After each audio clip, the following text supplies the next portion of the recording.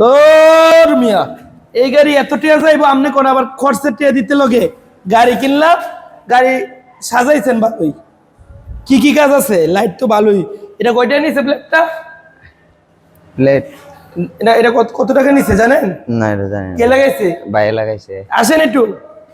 আসেন না রে ভাই সিলেট থেকে আসছেন না সিলেট আপনাদের সিলেটে ভালো ভালো পুরি আসেনি আছে আছে বিয়া তো করে ফেলছি ভাই এটা কত টাকা নিচ্ছে প্লেটটা